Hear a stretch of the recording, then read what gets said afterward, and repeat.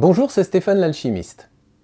Dans cette vidéo, je vais vous expliquer en quoi consiste l'alchimie exactement et à quoi ça a toujours servi.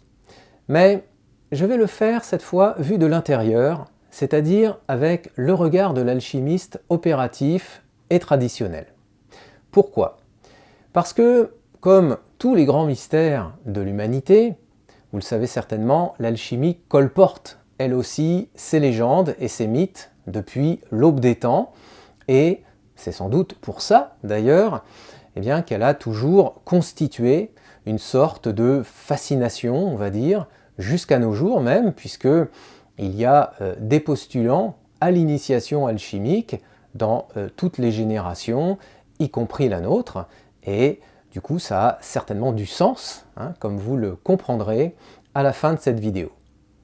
Alors, de la transmutation des métaux, en passant par la panacée universelle, il est clair que l'alchimie est sans doute la science occulte la plus populaire qui soit. Mais dans la réalité concrète, finalement, elle demeure encore, et c'est normal, pour beaucoup, une véritable énigme, ou bien une sorte de nébuleuse insaisissable. Et cela est dû en partie à la récupération qu'en a fait le New Age sous toutes ses formes, et qui a, je crois, dénaturé considérablement le message initial de l'alchimie, à force de faire tout simplement des raccourcis dans tous les sens. Alors, c'est dû au fait, comme on va le voir tout à l'heure, que le terme d'alchimie lui-même a été utilisé à toutes les sauces, et ce, à nouveau, de manière excessivement exagérée. Alors, malgré tout, s'il existe encore d'authentiques alchimistes à notre époque, c'est peut-être parce qu'il existe aussi une autre réalité derrière le voile des apparences, et c'est ce que nous allons donc voir aujourd'hui. Alors la première chose que l'on peut affirmer en tant qu'alchimiste traditionnel, c'est que de nos jours, on l'a vu, le mot alchimie finalement ne veut plus dire grand-chose, parce qu'il est en fait utilisé à peu près dans tous les domaines, et cette situation, comme je vous l'ai dit, entraîne de nombreuses confusions. De fait, il est possible qu'à la question de qu'est-ce que l'alchimie, si jamais vous posiez la question à quelqu'un, on vous propose finalement un très grand nombre de définitions, toutes plus différentes les unes que les autres, et ce en raison aussi du fait de l'universalité symbolique de l'alchimie, qui devient pour le coup un terme passe-partout, dès qu'il est question de parler de quoi? De transformation. Donc, si vous vous intéressez au sujet et que vous lisez par exemple quelques articles ou quelques livres de développement personnel ou même d'ésotérisme grand public, on vous dira souvent que l'alchimie, c'est la science des transformations. Alors, ce qui peut paraître logique dans le contexte un petit peu magique de l'univers hermétique, et notamment si on parle effectivement de transformer du plomb en or, par exemple. Alors, le problème de cette vision, c'est bien, mais c'est que si on peut dire que l'alchimie s'occupe de transformation, ce qui n'est pas tout à fait faux, en revanche, on ne peut pas dire que toute transformation soit alchimique. Alors, je m'explique. Quand vous transformez ceci en jus de banane, on est bien d'accord, ça va rester de la banane. Le produit de cette transformation ne ressemblera plus à ça, c'est sûr, mais intrinsèquement, on est d'accord, ça restera de la banane. De même que, par un autre exemple, si vous mélangez des œufs et de la farine pour faire un gâteau, là aussi, il y aura une transformation des matières, mais ces matières, une fois mélangées, seront toujours identifiables après coup par l'analyse chimique. Par contre, si vous vous mettez à transformer du plomb en or, alors là, le chimiste ne comprendra pas et il vous traitera probablement d'imposteur, et il aura raison de le faire selon son point de vue, parce que pour lui, à la base, il n'y a aucune molécule d'or dans du plomb. Encore une fois, ce qui n'est pas faux d'un point de vue purement atomique. Donc, votre prouesse, elle apparaîtra à ses yeux ou bien comme une escroquerie, ou bien comme de la magie.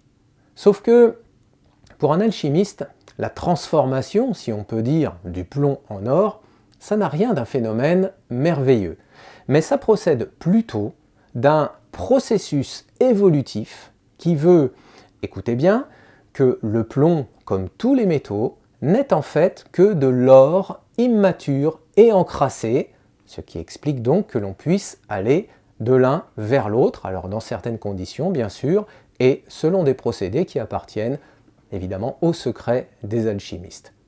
Alors sur ce point, pas de panique, je reviendrai en détail là-dessus, mais ce qui m'intéresse ici et pour l'instant, c'est que vous compreniez ce qui différencie notablement les notions de transformation et de transmutation. Et pourquoi on ne peut pas parler d'alchimie uniquement parce qu'une matière va subir une simple transformation. Ça, c'est un raccourci qui ne permet pas de saisir correctement la pensée alchimique des anciens et encore moins ses pratiques opératoires. Bien sûr, la science officielle va s'ériger en contre face à une telle affirmation, sauf que s'il s'agissait d'une simple pitrerie flagrante, alors on a du mal à s'expliquer pourquoi autant de sommités scientifiques à toutes les époques, jusqu'à aujourd'hui d'ailleurs, se soient intéressés ou aient pratiqué même l'alchimie. Entre autres noms illustres, on sait de sources sûres que par exemple un Isaac Newton, Pierre et Marie Curie et jusqu'à Benjamin Franklin, ont cherché la pierre philosophale.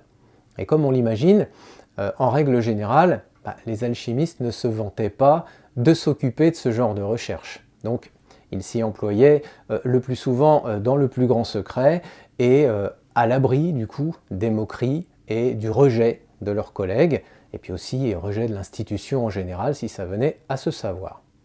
Bon, c'est vrai que l'histoire rapporte bien des scandales autour de personnages célèbres ayant malheureusement fait preuve d'indiscrétion en la matière et qui du coup ont payé très cher d'avoir exposé publiquement leurs expériences de laboratoire alchimique. Autre point important, avant de tenter de donner une définition valable de ce qu'est l'alchimie, je crois qu'il convient d'abord de préciser un certain nombre de choses. À commencer par savoir si l'alchimie traditionnelle est réellement une science précise, reposant sur des principes immuables, ce que je vous prouverai dans d'autres vidéos, ou bien s'il s'agit d'autre chose. Alors, cela ne veut pas dire pour autant qu'il n'existe qu'une forme d'alchimie. En règle générale, le mot alchimie, c'est vrai, est plutôt employé au singulier, parce que le public s'imagine qu'il s'agit d'une discipline unique, à base d'une recette secrète tout aussi unique, qu'on emploie avec une matière secrète elle aussi unique, jusqu'à l'obtention de la pierre philosophale qu'on connaît bien.